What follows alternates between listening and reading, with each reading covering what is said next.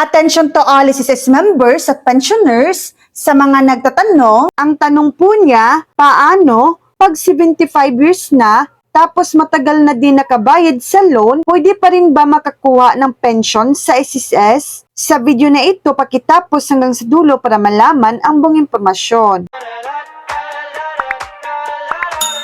Oo, pwede pa rin. Hindi tinatanggal o kinakansela ng SSS ang karapatang makatanggap ng pensyon kahit may utang at matagal nang hindi nagbabayad. Basta pasok sa mga kondisyon. Mga mahalagang detalye, una, kailan kwalipikado sa pensyon, edad 60 years old, hindi pa nagtatrabaho, o 65 years old, retired. May kahit 120 na buwan na hulog sa kabuuan ng buhay mo. Kahit tumigil ka ng matagal, hindi nawawala ang mga dating hulog. Pangalawa, ano ang mangyayari sa hindi nabayarang utang? Hindi mo kailangang bayaran ng buo muna bago mag-avail. Automatikong ibabawas lang ito, una, sa 18 na buwan ng advance na lamsam. Pangatlo, may paraan para mabawasan ang kabayaran, may condonation program paminsan-minsan, pinapatawad ang multa o penalty, babayaran mo lang ang principal at interest.